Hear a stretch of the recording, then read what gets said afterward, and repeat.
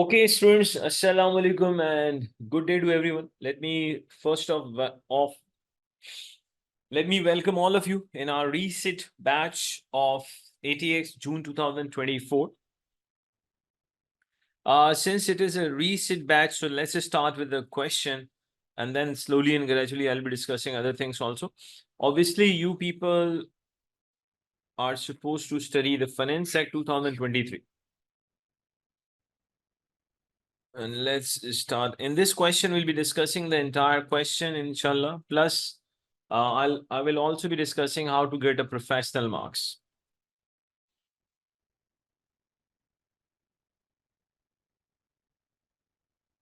You should assume that today's date is 1st June 2024. Okay.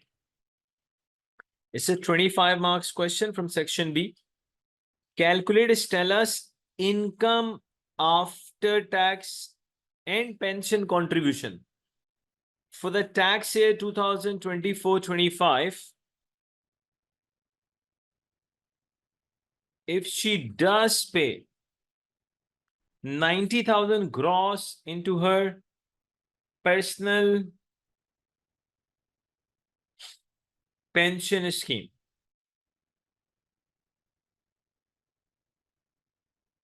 Okay.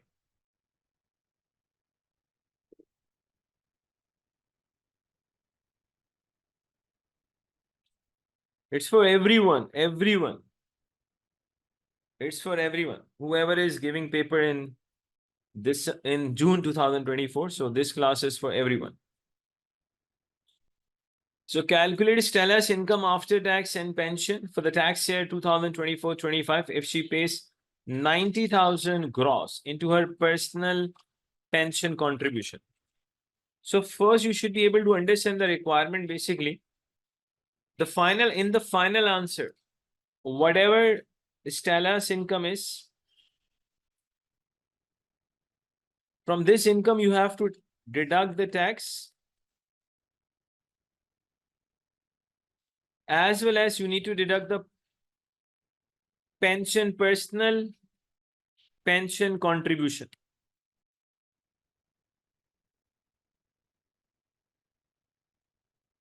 See, these things we'll be discussing later on. Right now, let's focus on this question, please. So from income tax, you need to deduct the tax as well as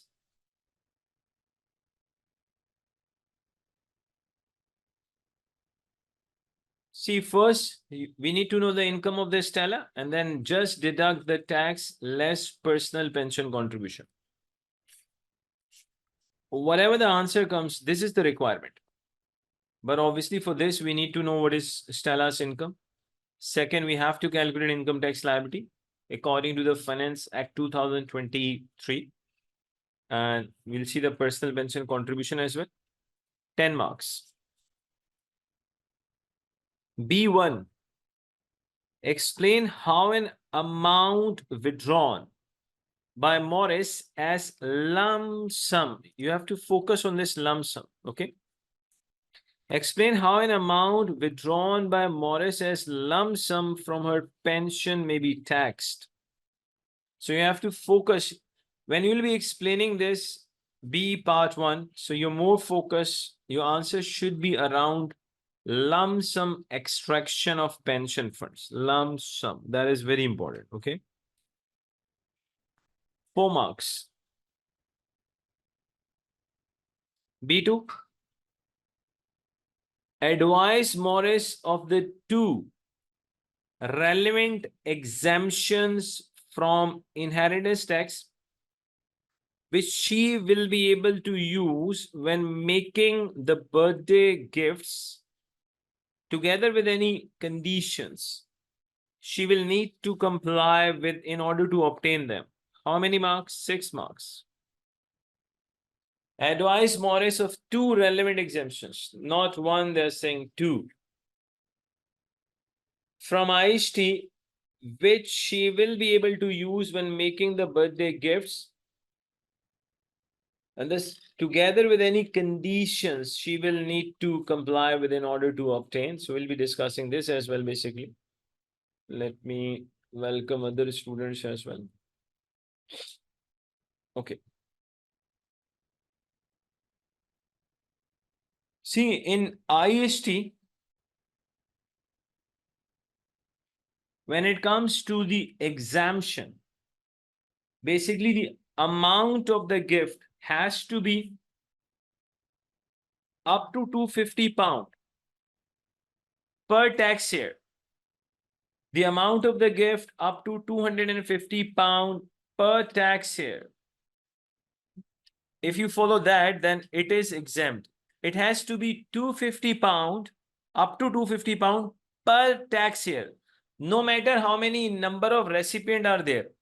For example, you have given gift to 5 people, but the total is not exceeding 250 in a tax year, then exemption is applicable. But if it exceeds 250 in the tax year, if the gift amount exceeds 250, then entire amount becomes taxable. So you have to make sure gift up to £250 each tax year is exempt. So make sure it should not exceed 250. So we'll be discussing other conditions as well, but there are 6 marks. So if whoever has seen, let's say, IHT topic nicely, properly, should be able to get at least, I would say, 5 marks out of 6. And there are 5 professional marks also. And what are the skills which they actually want us to, demonstrate? Number 1 is analysis and evaluation. So very important concept, analysis and evaluation. See, analysis and evaluation means you should know the data very well. You have to be really good in topic identification. If you can analyze the data properly, if you're really good in topic identification, so automatically you will be getting professional marks for the skill of analysis and evaluation. Now they're asking something else also, commercial acumen in your answer. See, commercial acumen means the way you have answered, it should look like that you are a wise person. You have a really good command on the topic. So while basically answering the question, I will also highlight the point where you'll be getting professional marks for the commercial acumen. But let me tell you one thing. Please listen to me very nicely, I would say, clearly. See, this, you're not supposed to do anything extra to get these professional marks. For example, while answering the question, if you're really good in topic identification, if you're dealing with the data properly, you are automatically getting the marks for analysis and evaluation. How you will be getting marks for the commercial acumen? While answering this question, inshallah, I'll let you know. So good thing is, if you have a really good command on the area, whatever topic you are, whatever question you are dealing with that, if you can answer the properly, you will automatically be getting the professional marks. So let's now read the question.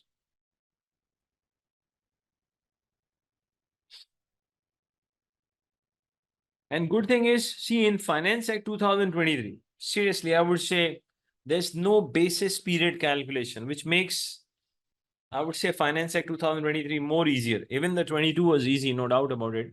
But if there is no, I would say, basis period, so it makes it more easier. There's no calculation for the change of accounting date.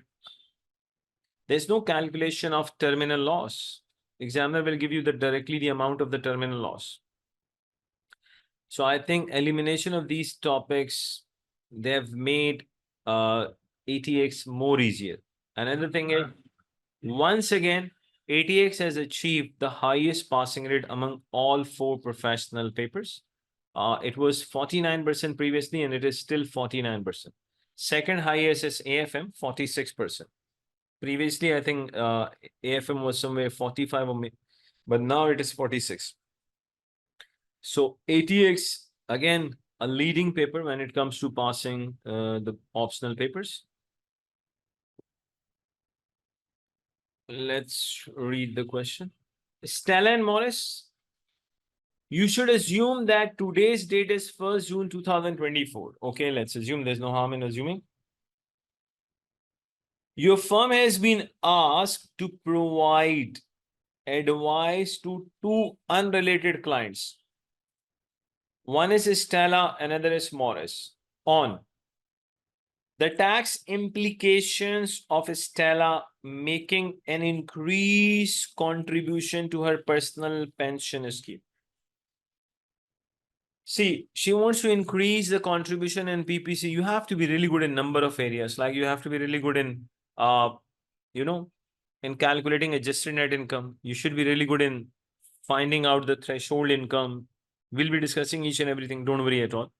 But the main thing, you have to be good in the name of the topic is pension. What each and every concept of pension should be very clear to you.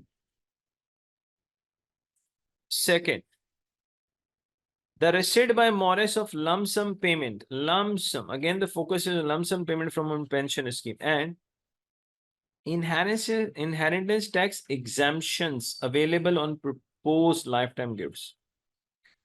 Now, if students listen to me, if you read these three lines again, so what examiner has exactly done, he has repeated the requirement again.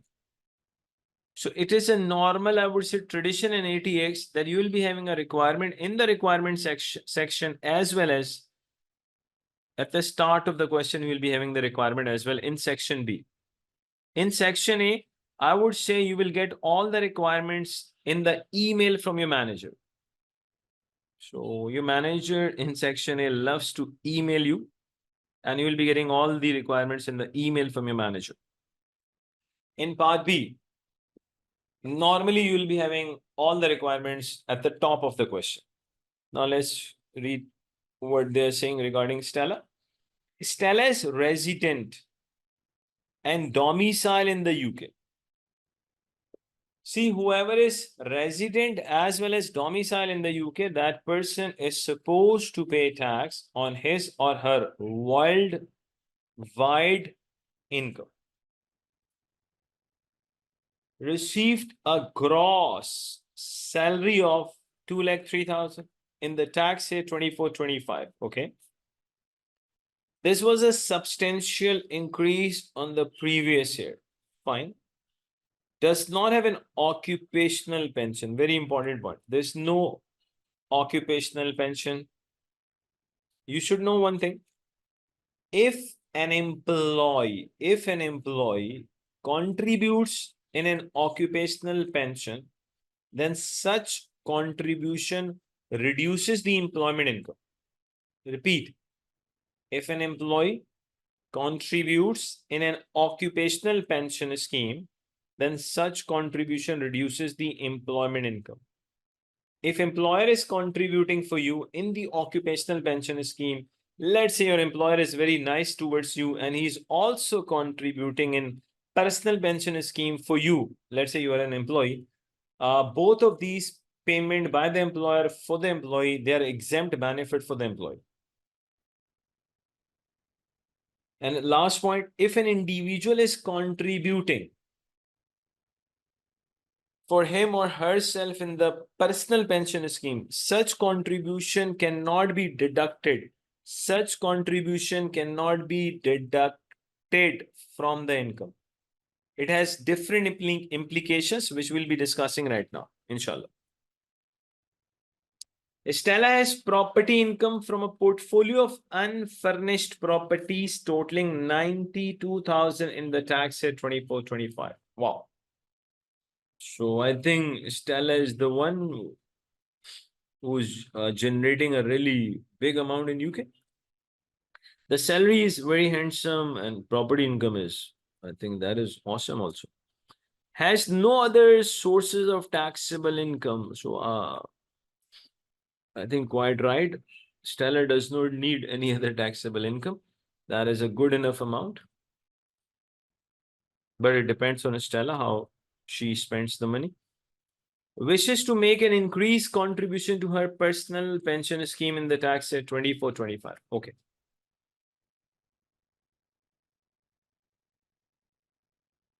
Personal pension scheme contributions.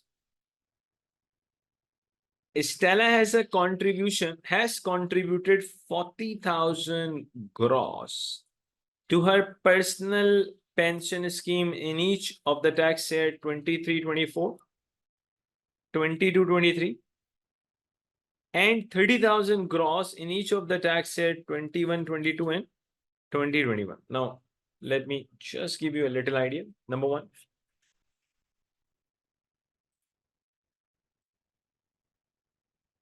annual allowance limit of the pension. Annual allowance pension limit is 40,000 pounds.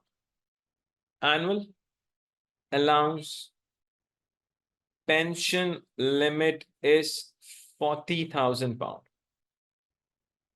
How actually this limit will be consumed?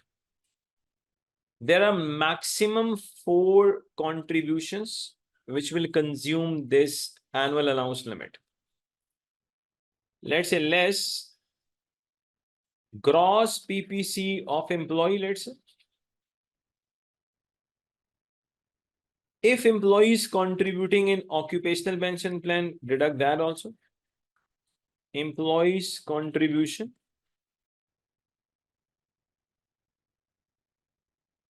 in occupational pension plan. If your employer is also contributing for you, let's say employer is very nice, employer's contribution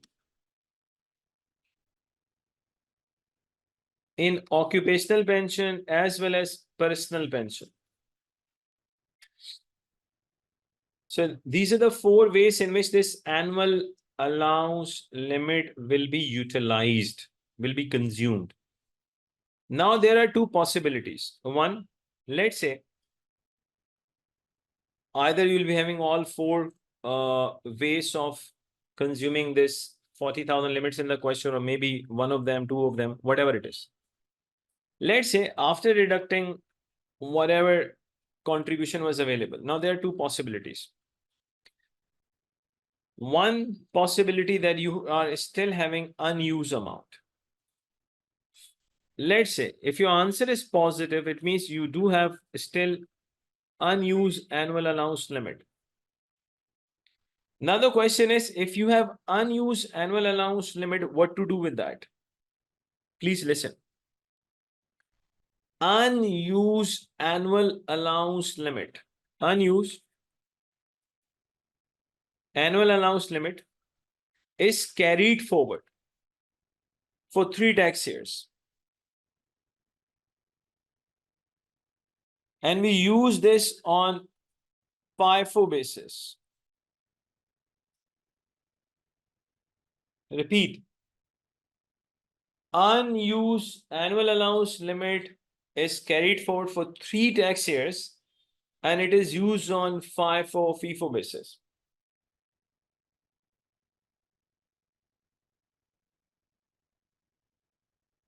Okay. Now there's another possibility also. What if the contribution is more than the limit? Then obviously in that case, instead of positive, you'll be having negative amount. It means another scenario.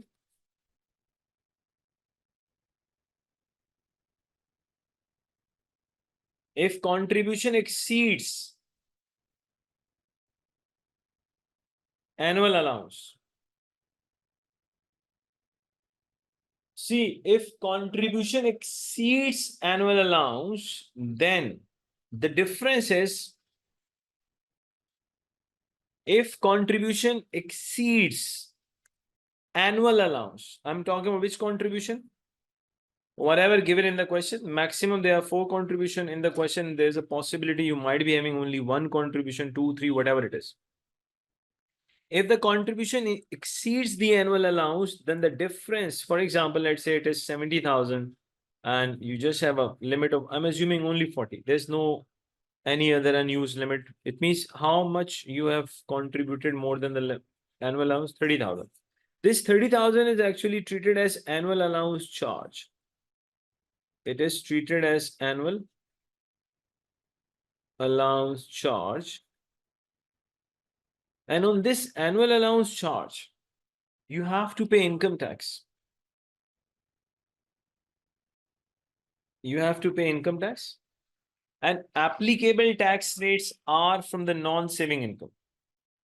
Applicable tax rates are from the non-saving income. And obviously, this annual allowance charge will be taxed at the end. So simply, if your contribution is exceeding the annual allowance, then it is treated as annual allowance charge. This annual allowance charge is simply taxable. Applicable tax rates you will take from the non-saving income, and this will be taxed at the end.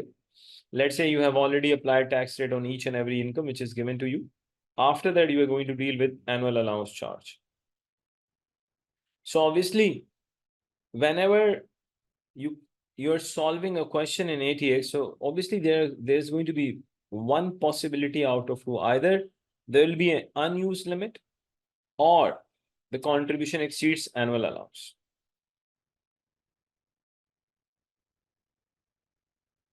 Okay.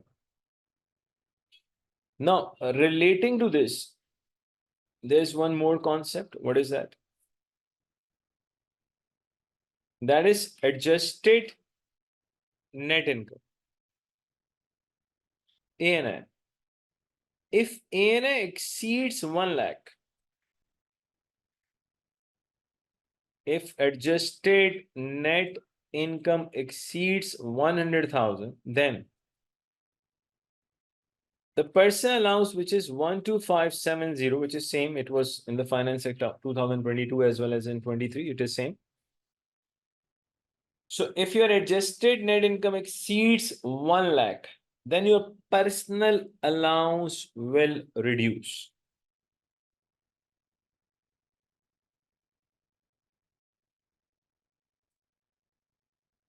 ANA minus 100,000, then just take 50% of that. How do we calculate adjusted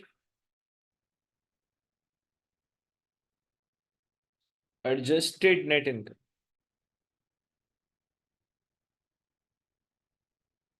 Simply you have to take the net income. From this net income, we deduct gross PPC.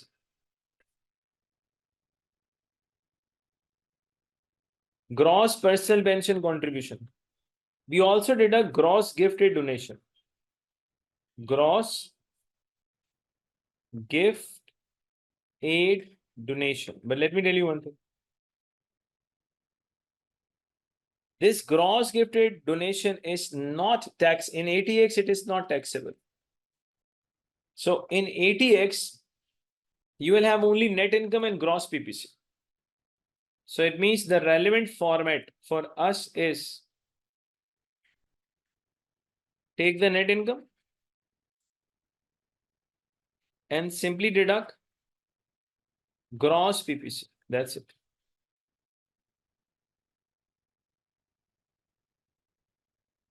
Okay. Now, again, relating to the pension, there is one more concept, one more rule which you have to know. What is that? See,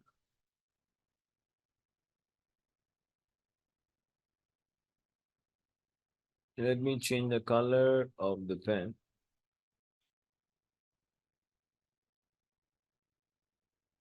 Annual allowance limit is 40,000 pound. Annual allowance limit is 40,000 pound. But there are two conditions. If both of them are met, then this annual allowance limit of 40,000 pound will reduce. Repeat. There are two conditions. If both the conditions are met, then your annual allowance limit of 40,000 pound will reduce. The minimum annual allowance can be 4,000 pound. It cannot go below 4,000. But if you talk about personal allowance can be 0. Now the question is, what are those two conditions? If but both of them must be met, okay? If both of the conditions are met, then your annual allowance limit will reduce. Let me quickly give you the idea what are those two conditions. One is your threshold income has to be more than 200,000.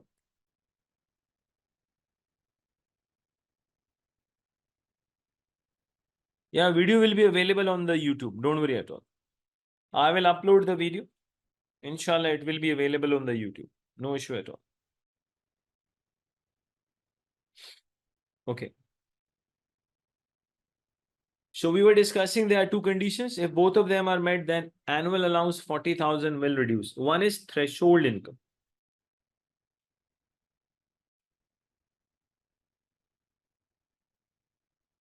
If threshold income exceeds 200,000 pounds, if threshold income exceeds 200,000 pounds, now the question is, how do we calculate threshold income? Please listen to me very nicely. The format of threshold income and adjusted net income is same in ATX. Repeat. Format of threshold income and adjusted net income is same in ATX. No difference at all. So in order to reduce the annual allowance limit of 40,000 pounds, the first condition which has to be met, that is threshold income. And let me repeat again. The format of the net income, this is adjusted net income and threshold income is same. Means you have to take simply net income less gross PPC.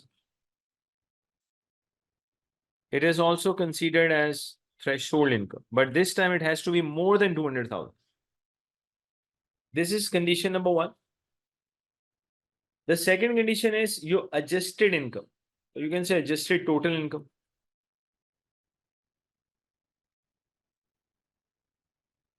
Adjusted income must exceed 2,40,000. Adjusted income must exceed 2,40,000. If your adjusted income exceeds 240, if your adjusted income exceeds 240, then obviously both the conditions are met. Only then your annual allowance limit will reduce. Now the question is, how do we calculate adjusted income? Another name could be adjusted total income. Let me give you the format of this adjusted income.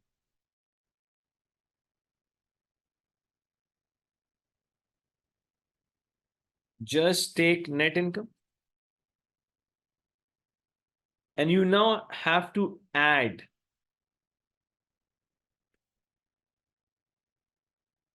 employees' contribution in occupational pension plan.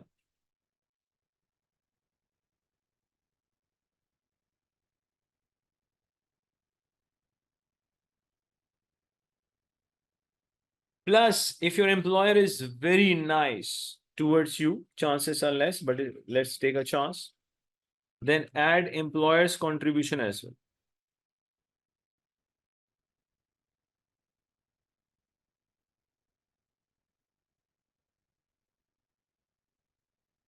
Let's say you're not the only one who's contributing in occupational pension plan. Let's say your employer is really nice towards you. Again, difficult to find. He's also contributing for you. Add that also. If this answer comes more than 2,40,000, then you will not be getting annual allowance 40,000. Your annual allowance will reduce. What is the format for that? Annual allowance is 40,000 pound less. You have to take the adjusted income, which is in the question.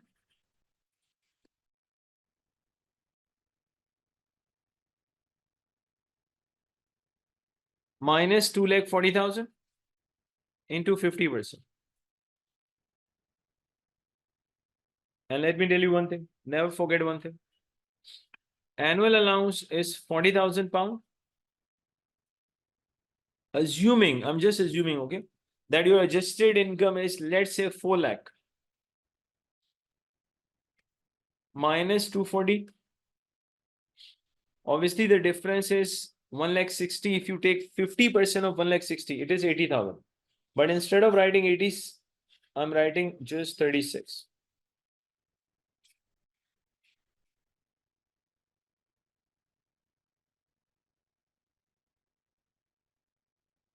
Can I say annual allowance cannot be less than 4,000? So if you come across a data where mathematically your answer is going to be less than 4,000, then you have to restrict yourself to at 4,000. So simply your annual allowance cannot be less than 4,000. Okay. If you look at this,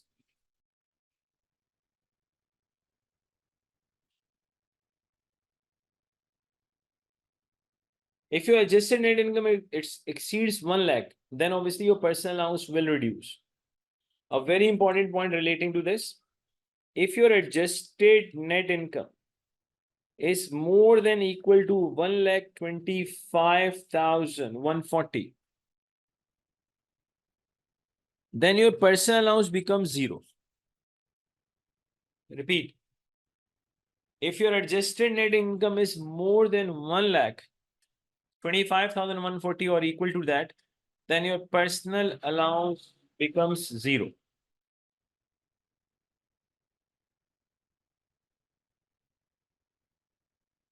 Let's come back to the question.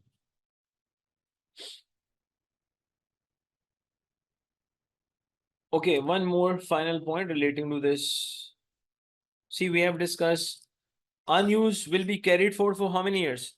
3 tax years. It will be utilized on FIFO basis. But now listen, this facility that there's an unused annual allowance, you can carry forward for unused annual allowance for 3 years, utilized on FIFO basis. All these facilities are only available when an individual is a member of registered pension scheme. If someone is not a member of registered pension scheme, then obviously these rules are not even applicable and these facilities are not available at all. Now the question is, what do you mean by registered pension schemes? Actually, in ATX, even in taxation, we have just 2 registered pension schemes. One is occupational pension scheme, another is personal pension scheme. So if there is any unused annual allowance, you can carry forward and utilize that on FIFO basis, but it is only possible when an individual is a member of registered pension scheme. And let me tell you one more thing. If your examiner does not give you the exact date of registration, then obviously if your examiner says this person was contributing in personal pension scheme previously as well, so whatever date is mentioned in the question, we will assume that from that date onward, that person was a member of a registered pension scheme. Okay. Stella has contributed 40,000 gross to her personal pension scheme in each of the tax year 23, 24, 22, 23, and then 30,000. That is very important. In each of the tax year 21, 22, and 2021. I've given you the concept, the rule. Unused annual allowance can be carried forward only for 3 tax years. The full annual allowance without restriction was available for the tax year 2021 to 23-24. Very important point. The full annual allowance without restriction means that is from 2021 till 23-24, entire 40,000 annual allowance on each tax year was available. It means there wasn't any restriction. So in each of the tax year, 40,000 was available. We have just discussed if 2 conditions are met.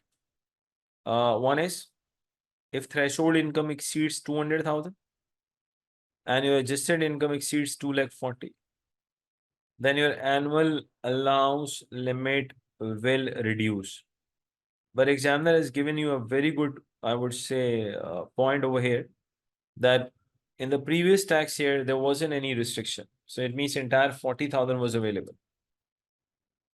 Now what is happening? Stella wishes to make an increased contribution of 90,000 gross in the tax year 24-25. We'll be reading the Morris later on. Don't worry at all. Now, again, read the requirement, what they are saying. You should assume that today's date is 1st June 2024. Calculate Stella's income after tax and pension contribution for the tax year 24-25. If she does pays how much gross? 90. So students, first we need to calculate her income tax liability. Let's try.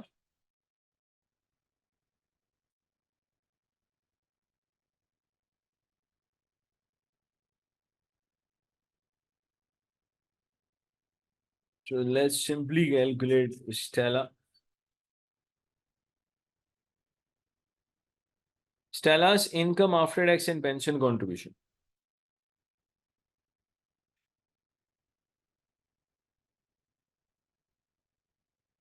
After tax and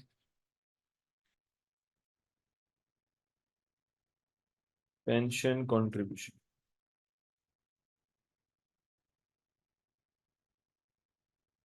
Jessica question we have already done in our revision classes.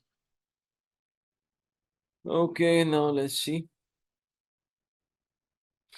What about the income?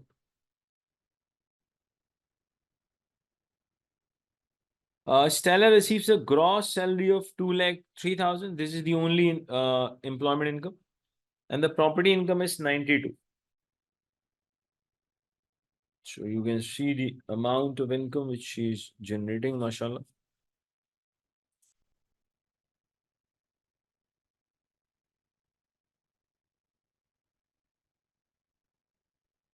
So employment income is 2,03,000. Property income 92.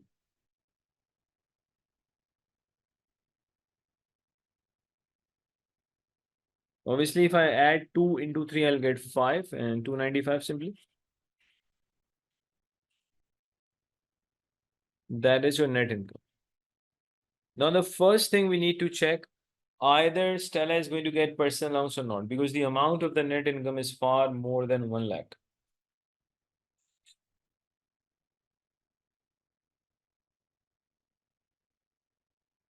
Personal allowance, working.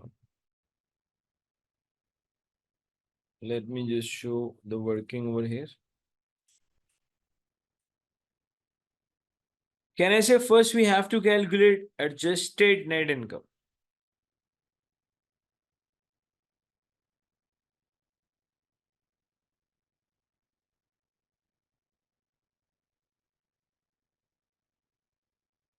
You will take net income which you have already calculated.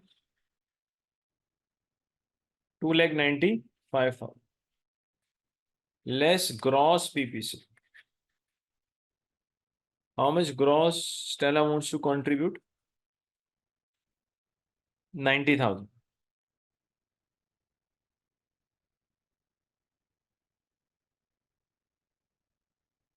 Even we deduct 90.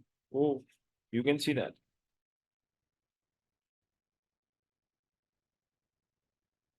Can I say her adjusted net income is far more than 1,25,140? Since it is far more than 125,140, can I say the annual allowance has to be 0? Yes or no? Personal allowance has to be 0.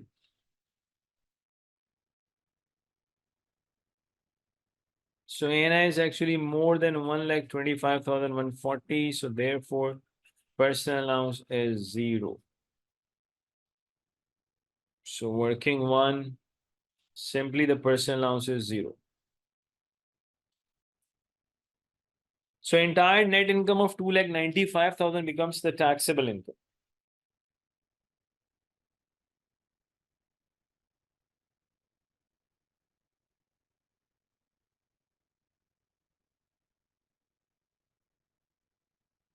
Now let's calculate income tax. The good thing is both the incomes are from the non-saving source of income.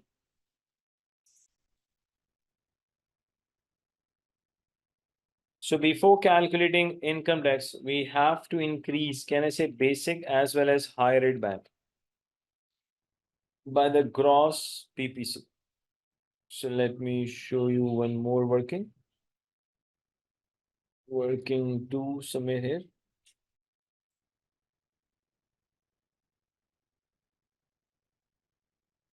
Basic rate band as well as higher rate band.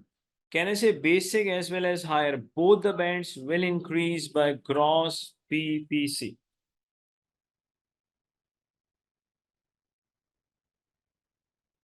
Plus 90,000.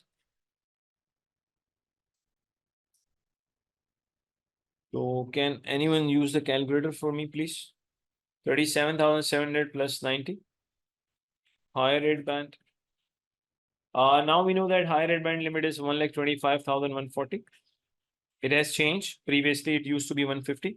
Now in Finance Act 2023, it is 1,25,140. Thank you. 1,27,700.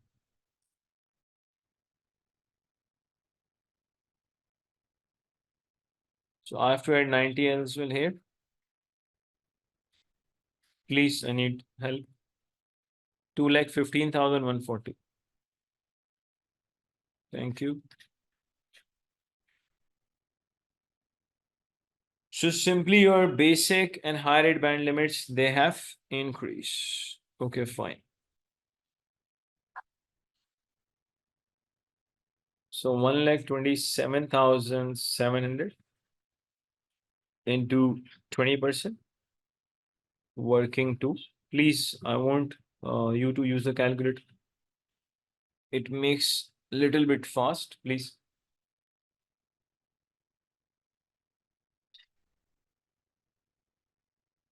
1,27,000, or should I be using my calculator? 1,27,700 into 20%. 25540. Thank you. 25,540.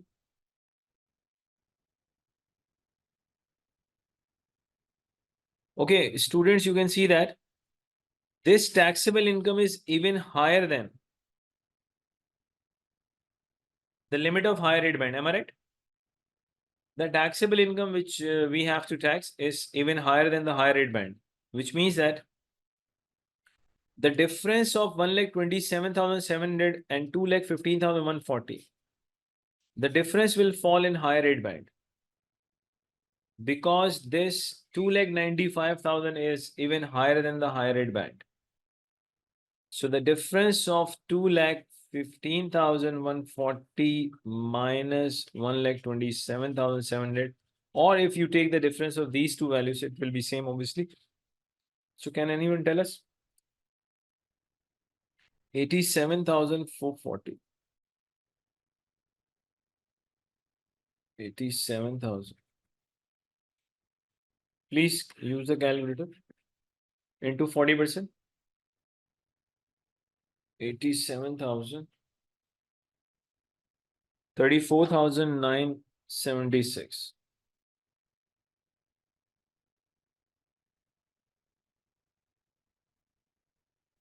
Can I say since this 2,95,000, it is even higher than the higher rate band limit. So whatever amount is higher than the higher rate band limit, that falls in additional rate. So from this 2,95,000, actually we will deduct 2,15,140. Repeat. From this 2,95,000, we will deduct 2,15,140. Whatever comes, obviously that falls in additional rate. So can you tell me the difference of these two? What is the difference of 2,95,000 minus 2,15,140? I'm getting 79,860. Great.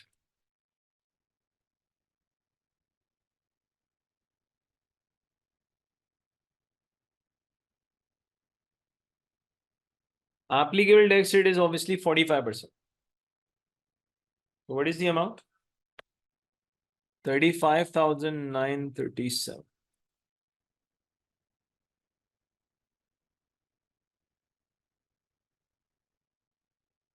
Obviously, you are not supposed to stop here. Why? You can see, look at the amount of Stella's income. Plus, the examiner has given you how much Stella has contributed in the past. In the current year, she is having a wish to contribute gross 90.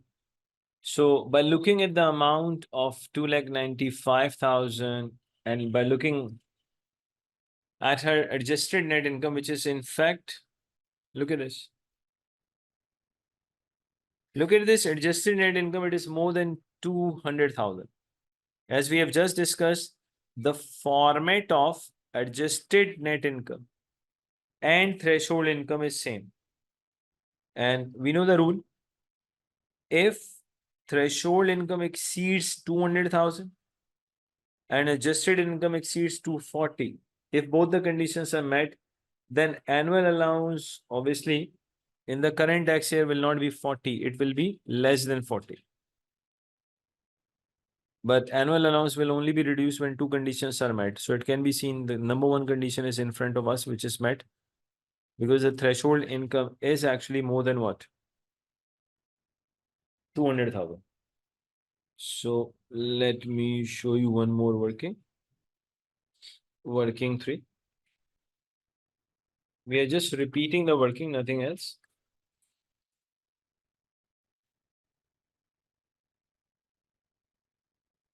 Threshold income.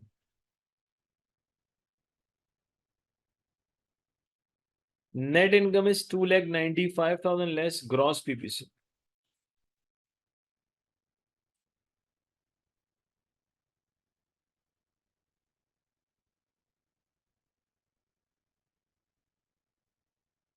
So your threshold income, it is more than 2 lakh, no doubt about it.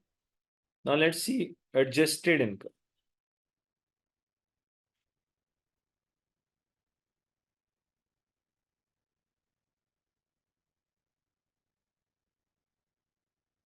Let's take net income.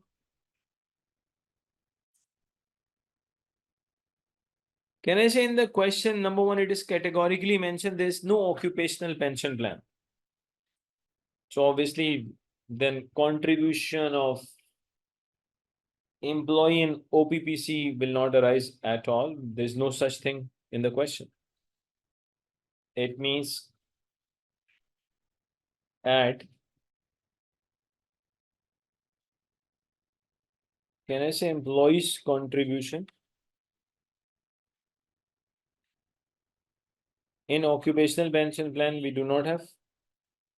There's no such thing. In fact, employer's contribution. There's no employer contribution.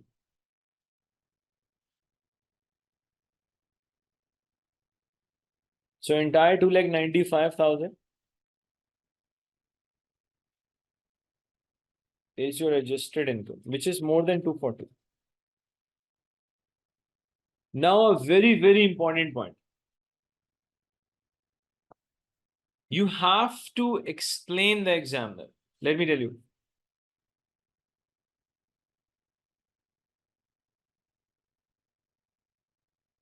The first working which we show.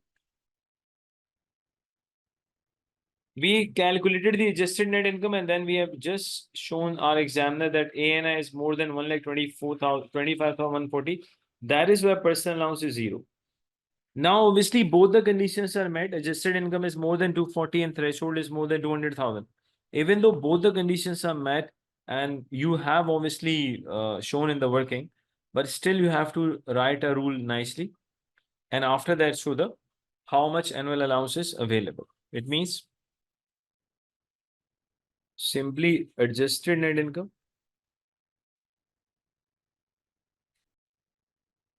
Can I say it is more than 240? And threshold income is more than. Therefore, annual allowance limit will reduce.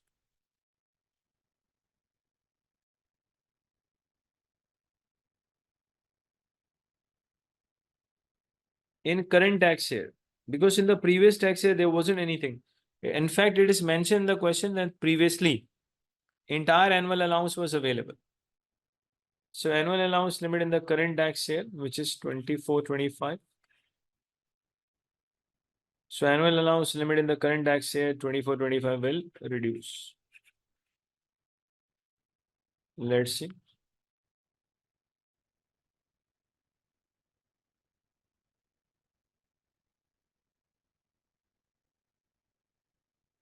We have annual allowance 40,000 pound.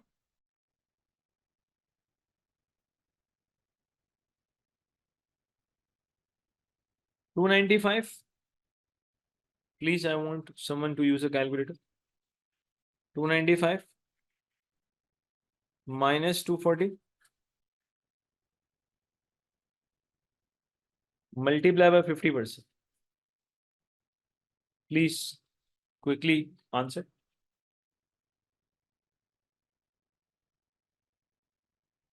27,500.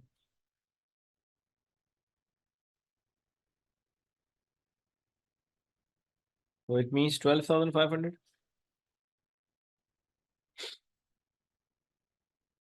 So instead of 40, now annual allowance 12,500. This is available. We have simply revised. Okay. Now let's check. Is there any unused annual allowance from the previous tax year? Because we have discussed the rule. In case of unused annual allowance, it is carried forward for 3 tax years and utilized on FIFO basis. Let's see what question says. Jessica, we have already solved.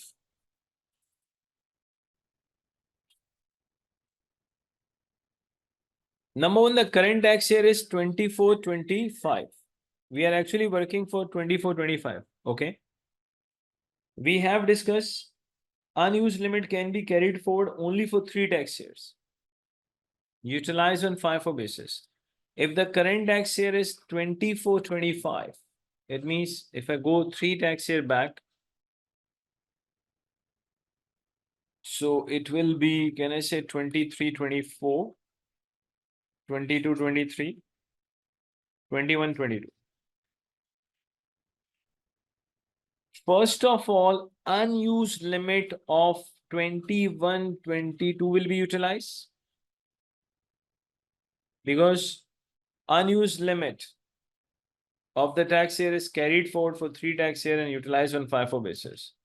After that, if you have unused limit of this tax year, 22-23, and after that, 23-24. So it means if I just show you the working properly, how many workings we have done? Working 3. Let's go for working 4.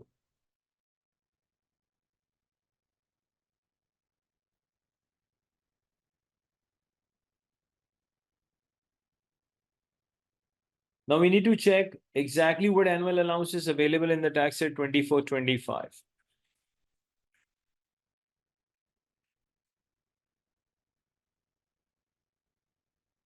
Available in 2024-25. Number one, we have calculated 12,500. Now listen and listen carefully. FIFO basis means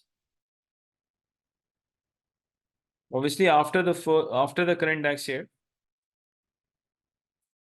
I have written tax year somewhere.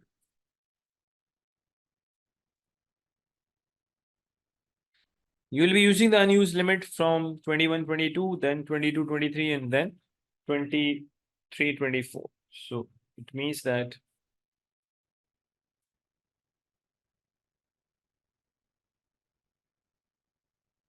simply add unused annual allowance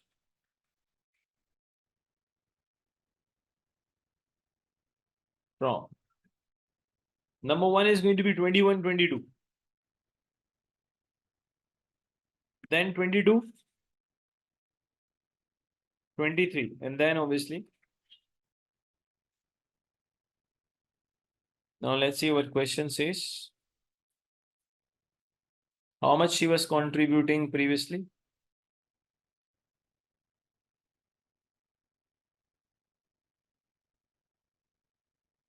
Stella was contributing 40,000 in the tax year 23, 24 and 22, 23. It means no unused limit. But she contributed 30,000 in the tax year 21, 22. Can I say this 2021 is irrelevant for us? She contributed 30,000. So in the tax year 21, 22, she contributed 30. It means unused limit is 10,000.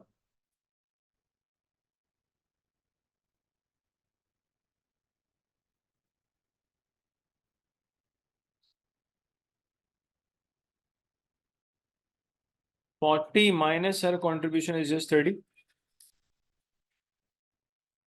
Over here, the limit is 40, and can I say she contributed 40? 40 and she contributed 40.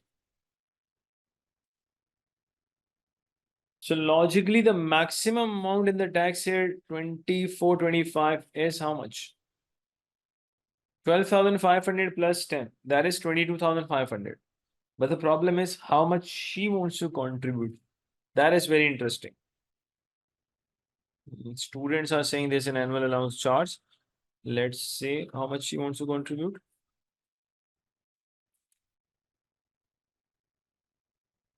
Great. Student is right. See, actually, she wants to contribute far more than what the limit is available to her. So if you contribute more than the limit which is available to you, so definitely annual allowance charge will arise. And that's nice. The student has already given the answer.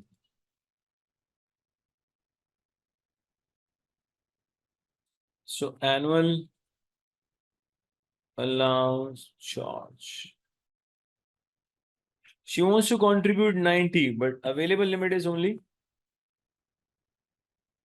So student has given the answer. How much? It was 67,500. Can I say number one, this 65,500 is taxable.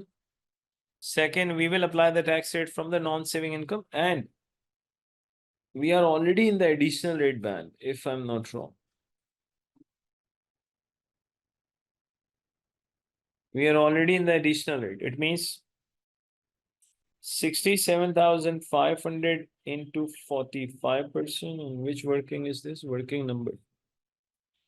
Working number is 4.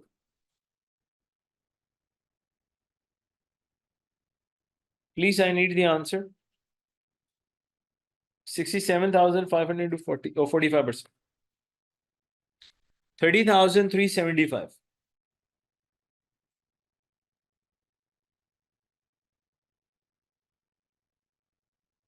Please, can someone add this all to get the income tax liability?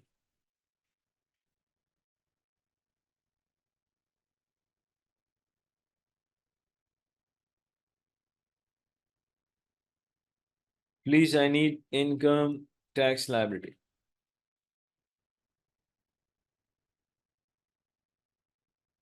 That is 1,26,828. 1,26,000.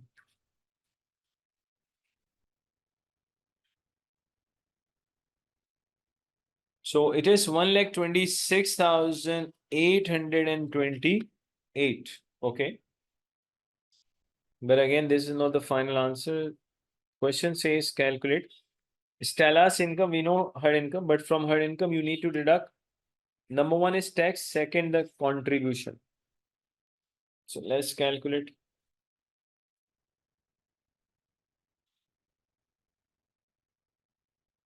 Income after tax and pension contribution.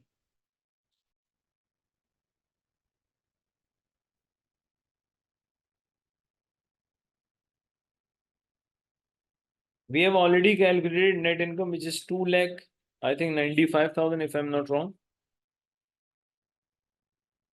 From this 295, let us deduct the income tax liability which we have calculated.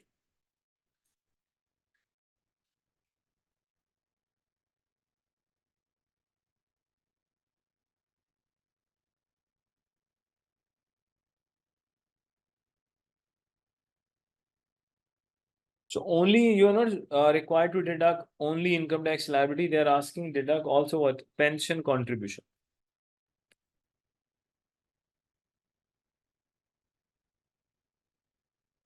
So pension contribution.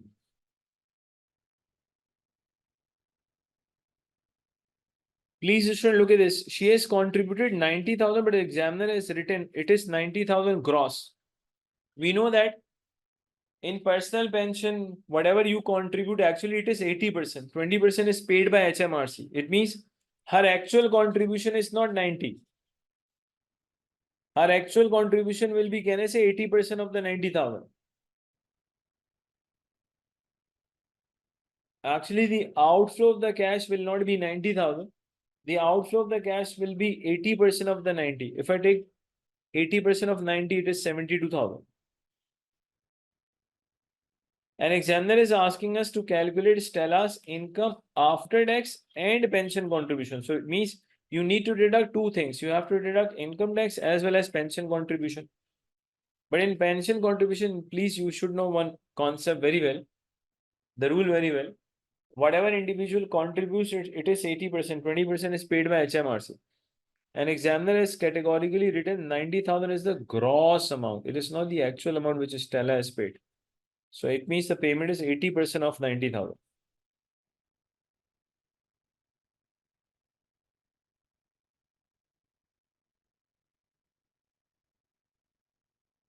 So simply personal pension contribution and we need paid.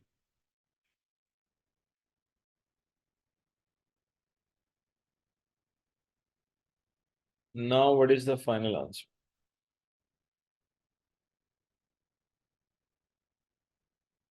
Yes, yes, yes. You will get the, it will be shared in your relevant WhatsApp group. Don't worry at all.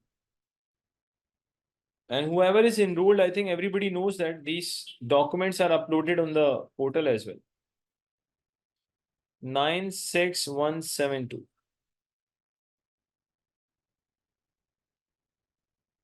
96,172.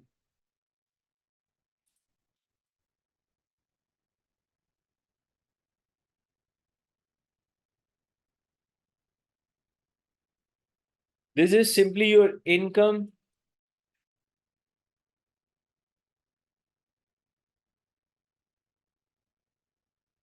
after tax and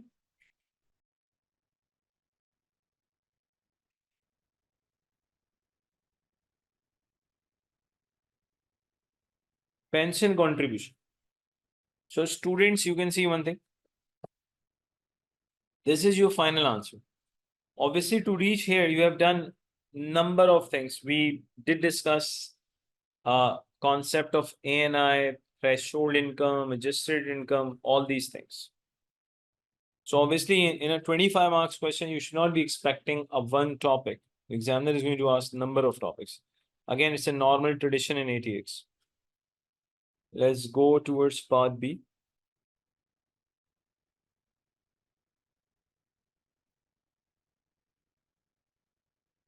B1. Let's read the requirement just a minute.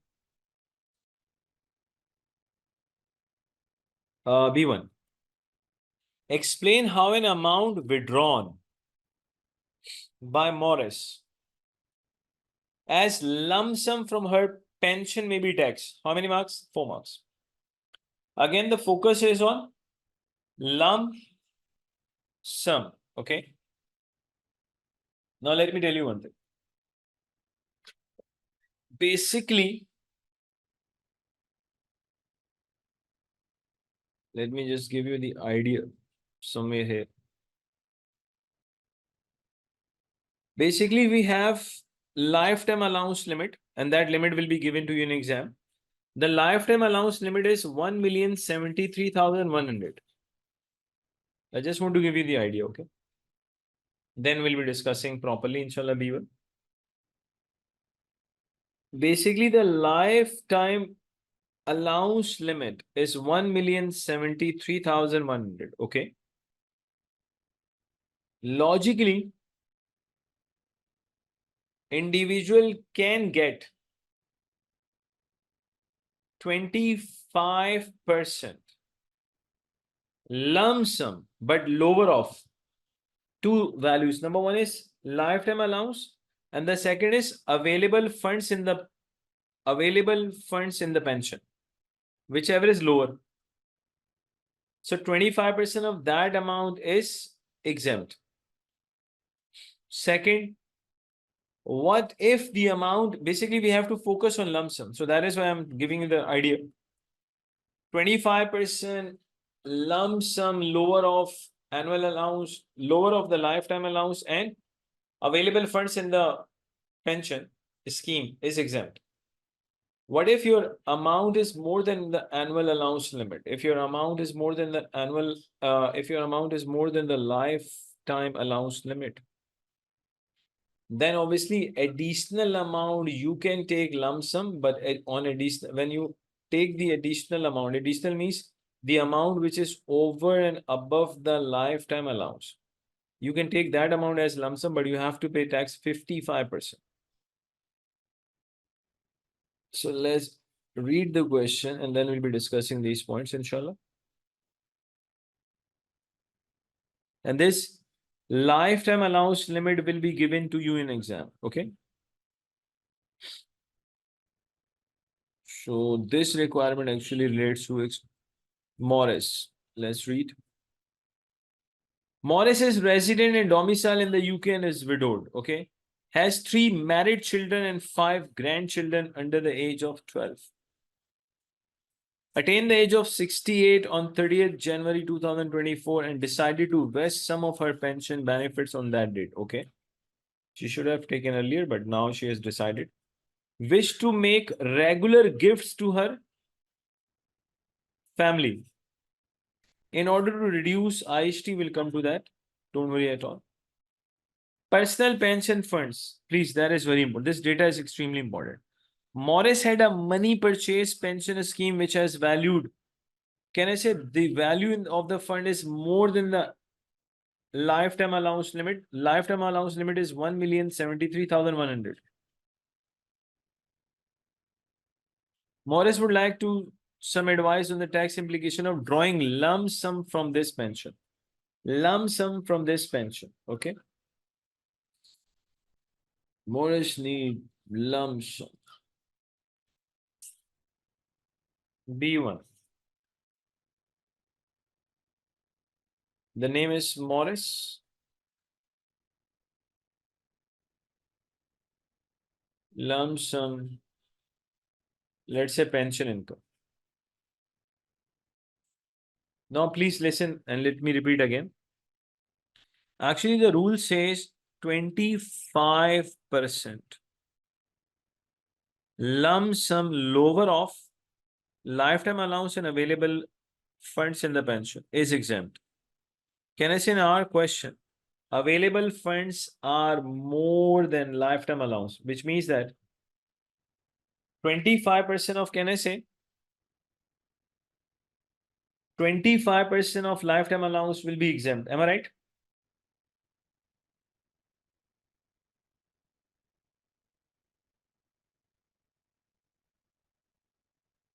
So pension funds are actually more than the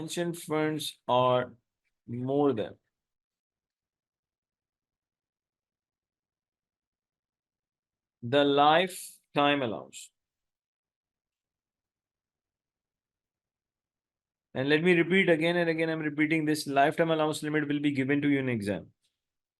Lifetime allowance of 1,073,100. So it means that, can I say, if this is the case, then accordingly, what will be exempt? The exempt amount will be 25% of this limit. Yes or no?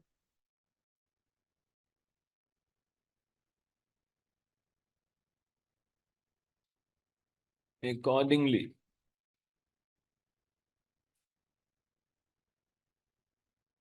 exempt amount is 25% of lifetime allowance. 1 million. I need someone to use the calculator, please. 1,73,100 into 25%. It is 2,68,275. Thank you. Jazakallah. 2,68,275. Okay, that's great.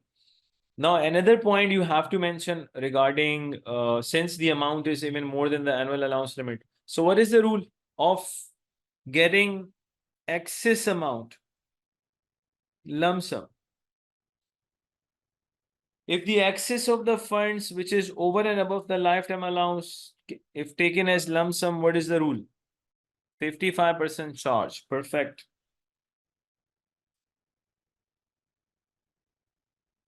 So fund which is more than, can I say, annual lifetime allowance, if that is taken as lump sum, then applicable income tax charge is 55%.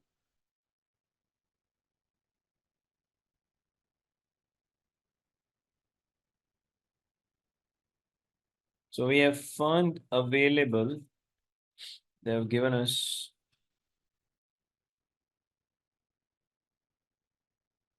um,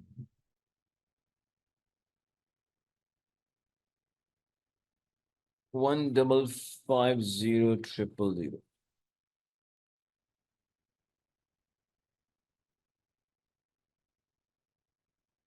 Less lifetime allowance. 1,73,100. So can you please give me the answer? Excess amount? Excess of funds over lifetime allowance. Please, I need the answer. Excess of funds over lifetime allowance.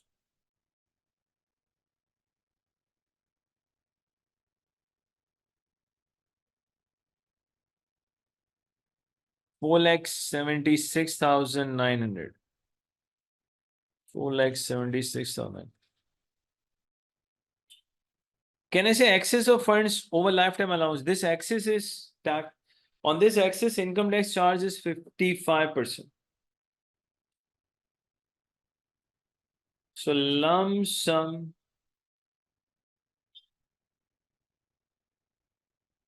yes, obviously you will. Now every paper is computer based. But lump sum.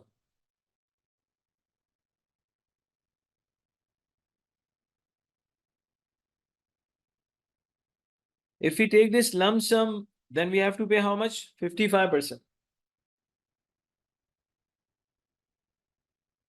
Lump sum excess of funds over lifetime allowance. Income tax charge is 55%. 4,76,000 into 900 into 55%. Can you please give me the answer? Please. 55% off. That is 2,62,000. 295. Great. Okay, now the balance which is still left, the balance when Morris is going to withdraw, obviously that balance is going to be treated as non-saving income, and obviously tax rate, whatever appropriate tax rate would be at that time, it would be applicable. And by looking at Morris income, you can say that obviously either applicable tax rate is going to be 40 or maybe 45%. Because look at the income which Morris is generating. So simply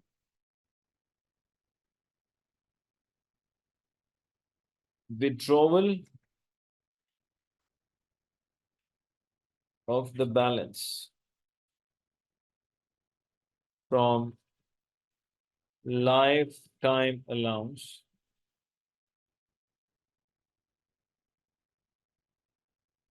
can I say pension income is actually treated as a non-saving income. So withdrawal of balance from the lifetime allowance will be treated as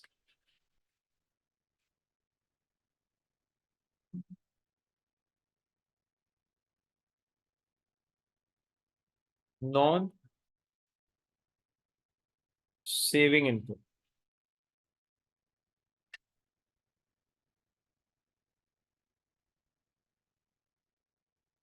And can I say, and applicable tax rates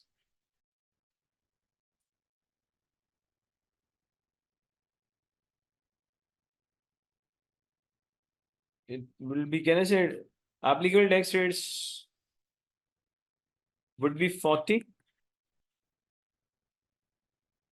or can I say there's a possibility of 45% is also possible.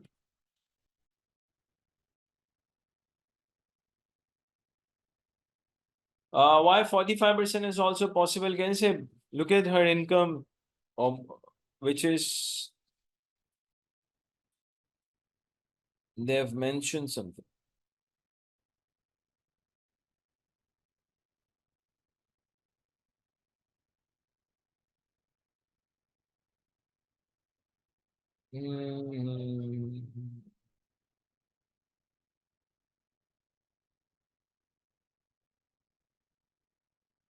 Morris.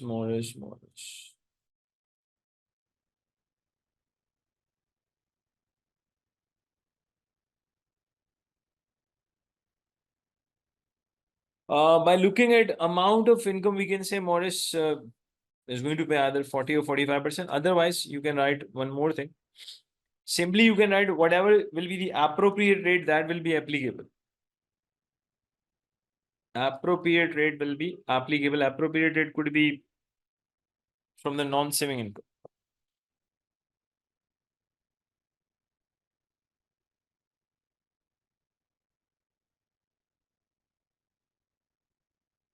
Where is the answer? Applicable tax rates would be 40, 45% is also possible if income is more than, in case of 45%, can I say income has to be more than 1,25,140? Then 45% is applicable. Obviously, only on the income which is over and above 1,25,140.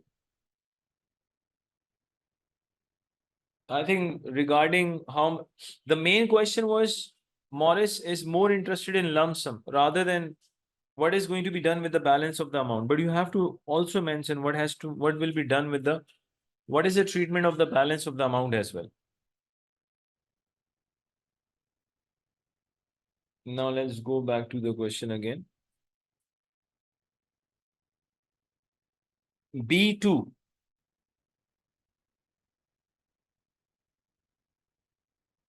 Advise Morris of two relevant exemptions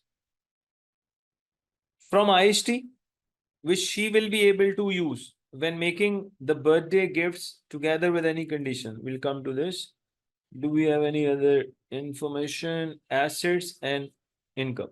In addition to the pension income, saving income totaling around what? Oh. So can I say by looking at 60, you can easily say Morris is a higher rate taxpayer.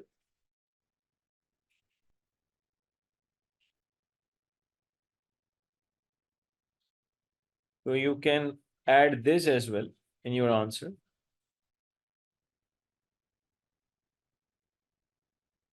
Applicable tax rate would be 40 or 45%. You can say that.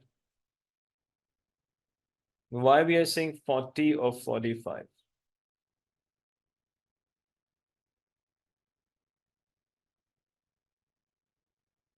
So applicable tax rates are, let's say 40, or you can say this, applicable tax rate would be 40 because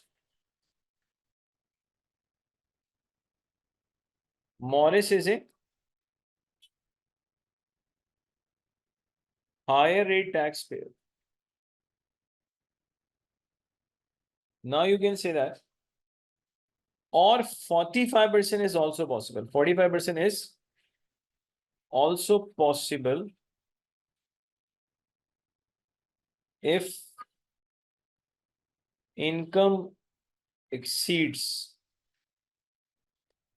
1,25,140. So 40 for sure, but there's a possibility of 45 as well, provided that the income exceeds 1,25,140.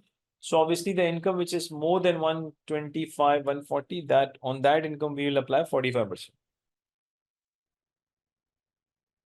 Okay. B2. Advise Morris two relevant exemptions from IST. She will be able to use what she wants to do. This is dividend, all that stuff. The shareholding in the quoted company are currently valued 980. So Morris is very rich. There's no doubt. Morris wishes to gift some of the shares or the dividend income to her children and grandchildren on their birthday each year. See, Morris wishes to give some of shares or dividend income to her children and grandchildren on their birthday gifts each year. Okay. Morris already makes gifts each year to use annual exempt of IST, which is £3,000 every tax year. Okay, let's see. So what are the exemptions of IST?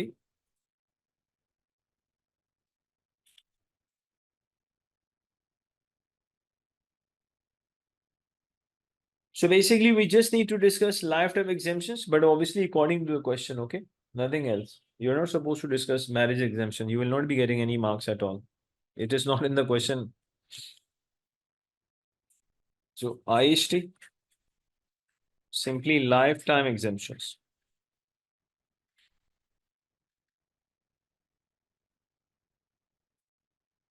I think at the start of the question, we did mention that gift up to £250 each tax year, okay, is exempt, irrespective of the number of recipient. But you have to make sure the gift should not be exceeding £250 each tax year.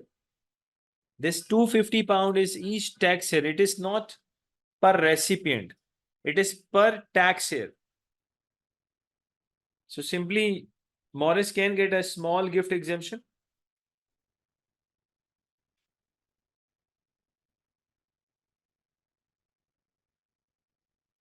Small gift exemption.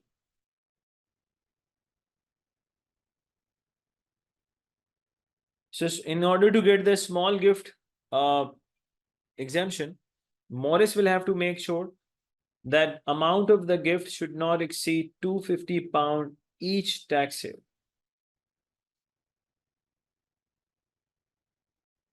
So Morris can get exemption of gift from IST, provided that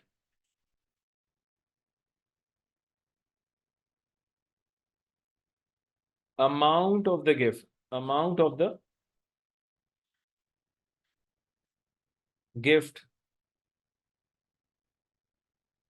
is not exceeding £250 each tax year. It means up to 250 pound, each tax year is exempt, no matter how many recipients are there. But make sure if this 250 pound exceeds, if the limit of 250 pound exceeds, then entire amount becomes taxable. So Morris can get exemption of gift from IHT provided that amount of the gift is not exceeding 250 pound each tax years. Okay. You can also mention that if gift amount exceeds 250, then entire, not the excess, entire amount becomes taxable.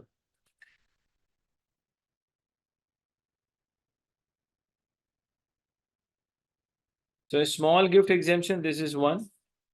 But examiner has not asked us only one exemption. I think he was asking two, if I'm not wrong. Advice Morris of two relevant exemptions. So one we have told, let's say Morris, what could be the second one that is more important? Look at this. Morris wishes to gift some of the shares or the dividend income. Now listen. There's another exemption available in IHT. That is, if you're doing a routine expenditure. If I give you the example, for example, parents, they're giving their children fee, a school fee. Obviously, when parents are giving their children a school fee, it's a routine expenditure. This is exempt from IHT, but it does have some condition also. For example, if there is a routine expenditure out of the income, make sure that routine expenditure should be from your income. It should not be from your capital. Capital means you are not supposed to sell your asset and provide that gift. So obviously we don't have such expensive schools, for example, that parents they start selling their capital assets and then giving school fees. I hope we don't have such expensive schools, and nobody chooses such schools, obviously. Let me repeat.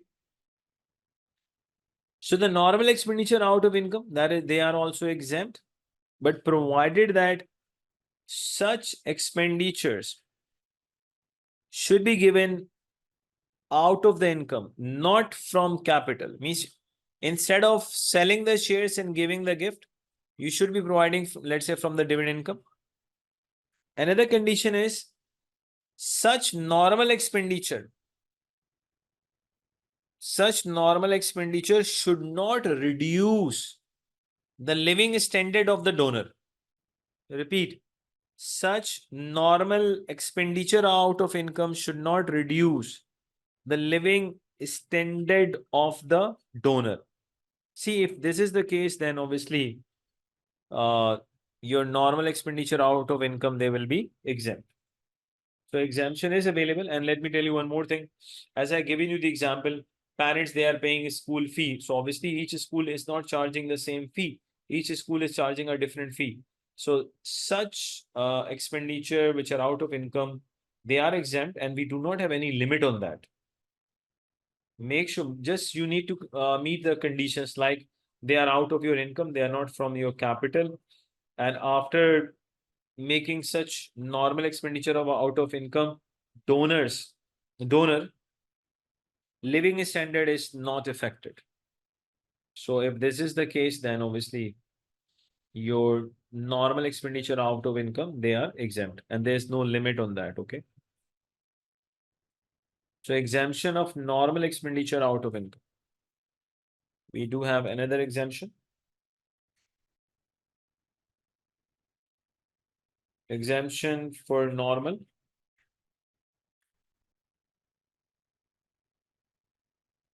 expenditure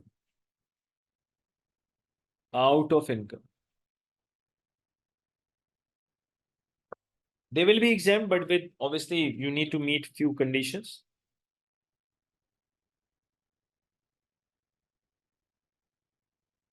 So normal expenditure out of income following conditions must be met.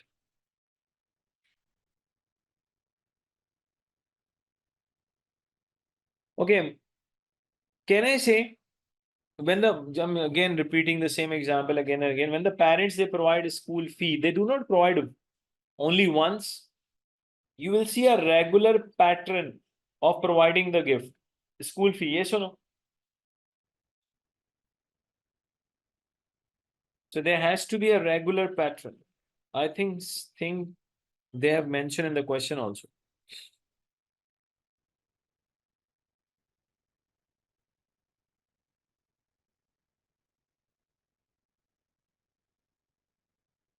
See, Morris wishes to gift some of the shares or dividend income to her children and grandchildren on their birthday each year.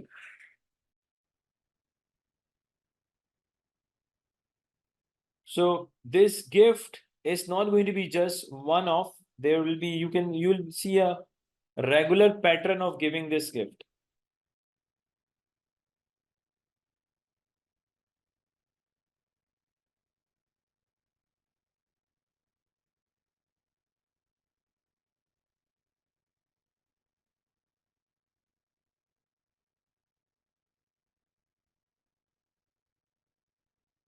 Regular pattern of providing the gift.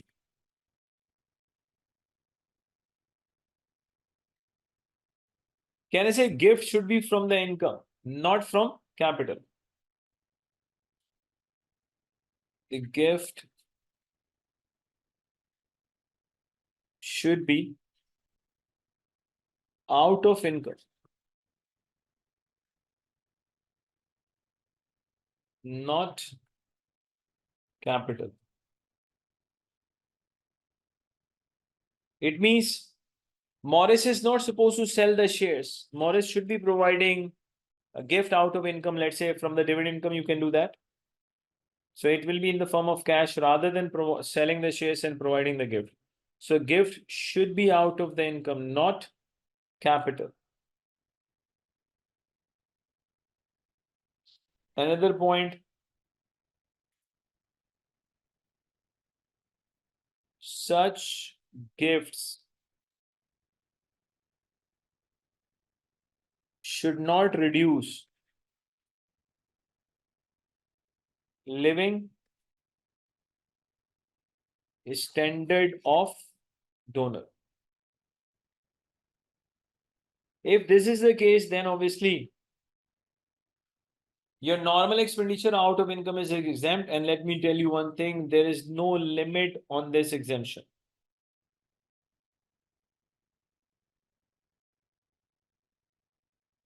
There is no limit of amount of this. Do not get confused this with the 250 pound. Both are different things. Okay, now let me just quickly give you the idea. Like when it comes to professional skills, I did mention earlier at the start of the question.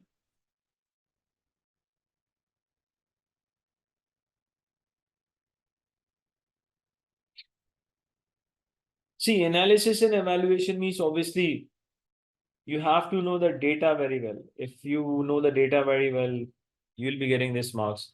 You have to do the calculation properly. You have to identify all the rules.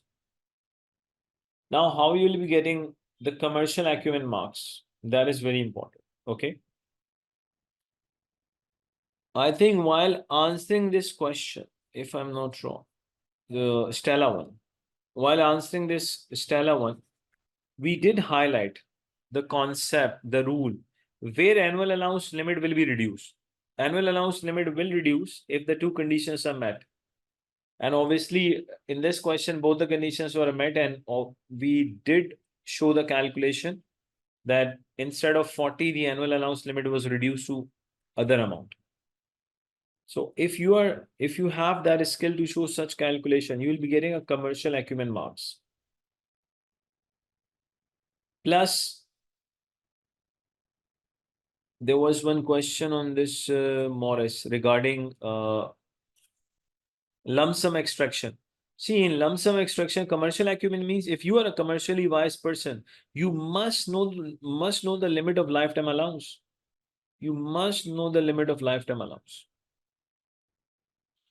So as I mentioned earlier at the start of the question, that if you have simply properly answered the question, automatically you will be getting professional marks. You're not supposed to do anything extra, additional to get professional marks. Now, let me just quickly sum up. At the start of the this reset batch orientation, there was a question regarding how to prepare, what to do. To be very honest, what should be the sequence of preparing and getting yourself ready to attempt this ATX paper? I'll be very quick and then I'll take your question if you have. See, number one is in entire, I would say now little there is a change.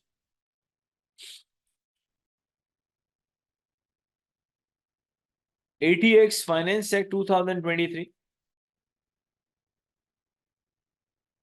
We have pre-recorded. Actually, in 78 lectures, we have completed the entire course. But these 78 lecture, each lecture is on average, I would say 45 minutes long on average. You will see some of the videos could be a little bit longer than 45, but you will see number of the videos, they will be even less than 45. On average, they are 45 minutes long. This is product number one. Second, live revision classes. We started from one class per week, but now obviously I'm planning to go for 2 classes per week, revision classes. Extremely important. In each class, normally we cover one proper question from the Kaplan kit of Finance Act 2023. Now we'll be starting the test as well. At least the target is at least go for 10 tests. But let me tell you one thing. You will be provided, the test will be given, shared by the admin with you. You will attempt the test. We are not going to check your test. You will be checking your test by yourself, but you will be getting either you will be getting a video lecture on that test, or we'll be discussing that test in the live revision class. Practice videos.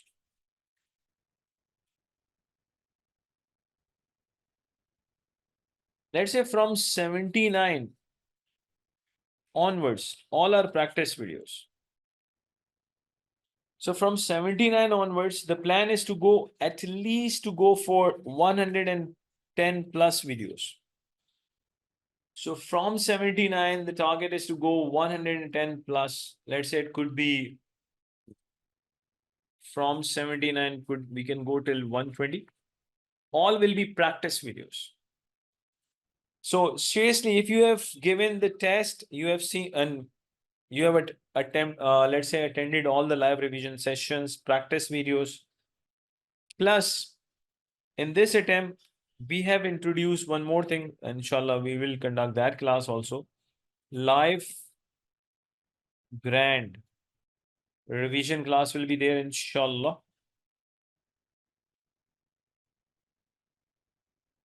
Plus the mock with the feedback. And one more thing, I think those students they are enrolled, they will acknowledge this thing. My focus notes within just 90 pages, the entire ATX we have alhamdulillah covered. So if you go through all these things, if you are watching all the lectures, and especially look at today's class, seriously, whoever seen the lectures, obviously there are students from my regular class as well. You can see that just by doing this question, we have actually revised so many topics. So actually, in live revision classes, we are actually revising ATX through questions. And never forget our smart revision. but it comes very near to exam. Smart revision. Within 9 hours, inshallah, within 9 hours, the revision of entire ATX. Within 9 hours, the entire ATX gets completed, inshallah. So smart revision, just 9 hours, and the entire, all, each and everything of ATX will be covered within 9 hours, inshallah. ASA, if I just quickly give you the ASA admin number.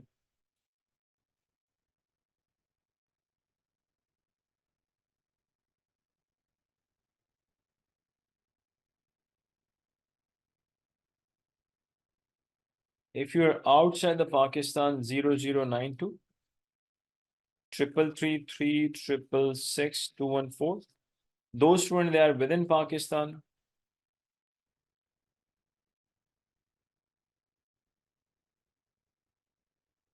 So I hope that you people have enjoyed today's class. I've tried to discuss a number of topics according to the Finance Act 2023.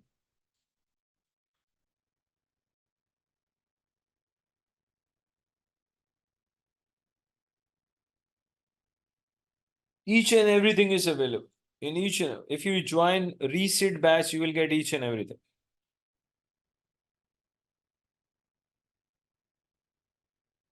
Yes, those students, they are enrolled, they will get inshallah each and everything. And whoever is going to join the resit batch will get each and everything. Don't worry at all. We provide our all products to our students, no matter they are in the resit batch or they are in the regular batch. All the products will be given to you because the objective is to make you pass the paper. So thank you very much. And obviously, I'll say have a nice life rather than nice day because the life is itself very short and the day is very, very short, obviously. So have a nice life.